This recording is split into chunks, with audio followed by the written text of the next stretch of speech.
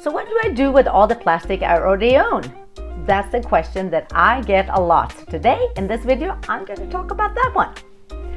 So, welcome to my channel if you're new here. My name is Fredrika. My family is a zero waste family. I'm a single mom with 3 kids living in the middle of the city of Stockholm currently and living as sustainable as possible. We have been zero waste family since 2015 when we removed our trash can to see if this was a challenge that we could actually accomplish, and turns out we could. And so today I want to talk about this question. It's a great question and the one we need to talk about, because the problem with plastic is the same reason why it is so good. And I have to say, plastic is good, but I know that unfortunately that is not good for the planet, and that's why I try to reduce it and not buy any or bring it into my house, because plastic is made to be durable. It's light and durable. That's why people like it. And the same reason it is why plastic is a problem, because it's durable and it doesn't go away. It doesn't decompose. It takes forever, hundreds and hundreds of years. So for example, if you're using a plastic toothbrush, I don't know how you guys are, but I'm try to switch mine out once a month for health reasons, and because starting to get a little bit used. But that plastic toothbrush will take hundreds of years to decompose in the landfill, which means that it will be here long after I'm done. And I don't use just one toothbrush. I've used multiple throughout my lifetime. That's a lot of toothbrushes. So anyway, reducing plastic and live more sustainable isn't about tossing out everything. I want to make this very clear. People think okay, I'm going to go zero waste. I'm going to go plastic free in one day, and I'm going to get rid of everything. I don't believe that's not a sustainable way of doing it. So I first of all believe, and we did this because we didn't just go zero waste in 2015 just overnight. We had worked towards it for years and years and years to come, and every year I made a challenge that we're going to tackle one problem and accomplish that one. And plastic was actually one of them. And so by the time we got to removing the trash can, we had less than our trash. We still had a lot of trash, but we had lessened it a lot, making it a lot easier. So I would say that tossing out everything that's plastic in your home is kind of out with the old approach, and that's usually, like I said, it's not a sustainable one, and it usually leads to more waste. And the key is to be intentional how we manage phasing out existing plastic. So here are a couple of ideas how you can use up and what to do with your old plastic that you already have in the house. And it doesn't have to be old, it can be new plastic too. So first of all is recycle. So plastic in general can't be recyclable. Here in Sweden, they do recycle it, and we have to separate it, soft plastic versus hard plastic and stuff like that. But plastic is one of these materials that unfortunately doesn't get recycled or upcycled. It gets downcycled, meaning it becomes like something less, and we don't recycle into new plastic containers or toothbrushes, for example. It does happen. I think that it's a lot more innovation. You can see now a lot of things made with recycled plastic, which I think is a good use, but it's not the answer. But you can, check if you can recycle your plastic, and I think that it's better to recycle your plastic than throwing it out, for sure. So, but check I know that in the US they have very few plastic that can be recycled, like plastic bags were not being recycled, for example, versus here in Sweden they recycle all plastic. So you just have to actually check with your area and how you can recycle your plastic. Okay, you can also repurpose it.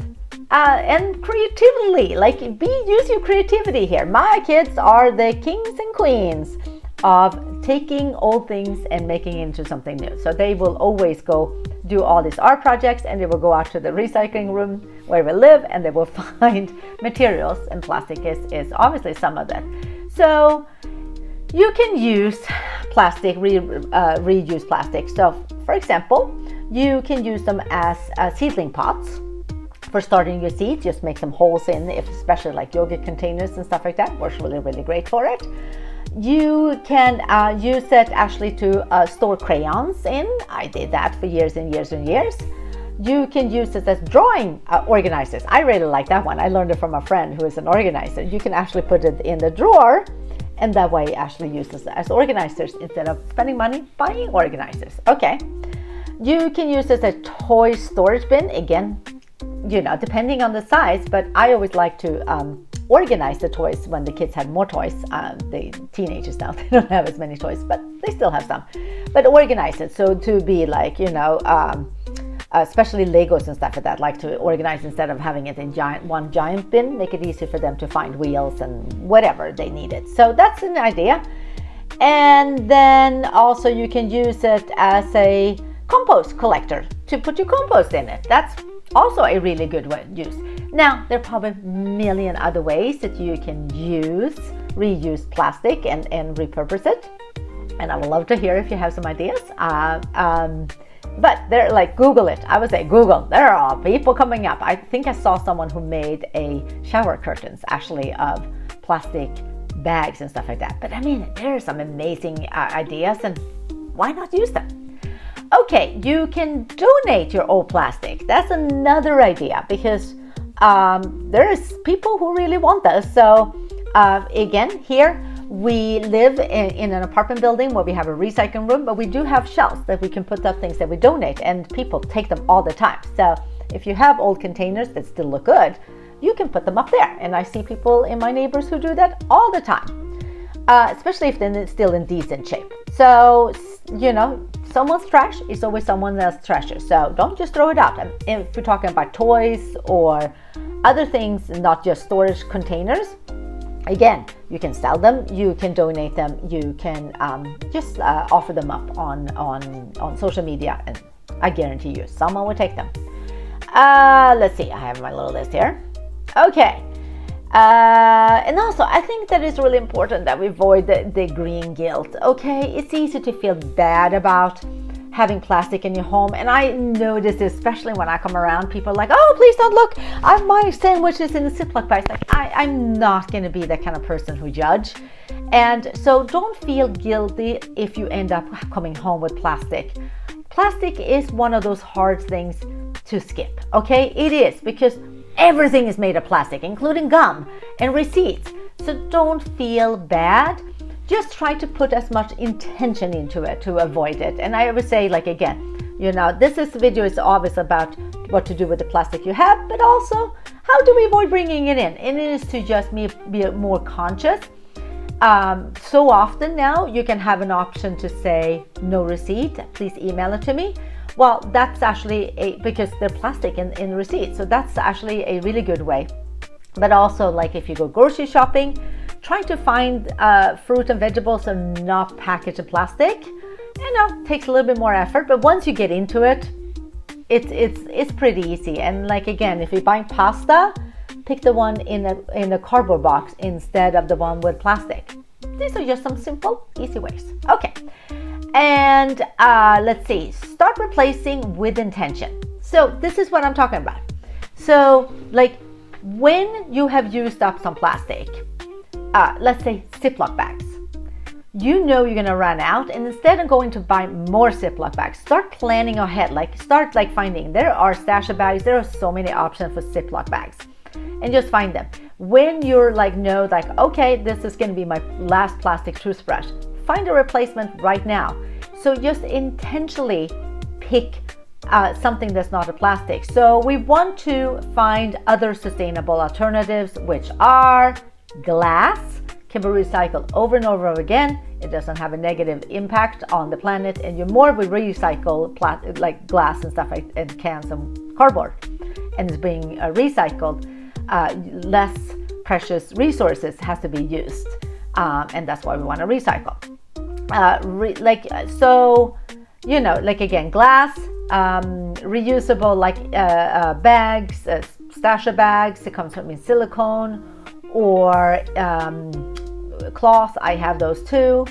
Compostable dish brushes instead of the plastic one. Compostable bamboo toothbrushes instead of the plastic ones. Buy your toothpaste. Maybe if you have access to a refilling store, then they will have the tooth tablets, or you can order those online. And use bamboo utensils instead of plastic ones. These are just some examples on how you can, again, it is about don't feel guilty. We all have plastic at home. We all end up with it, and we all have to work it. And it is hard.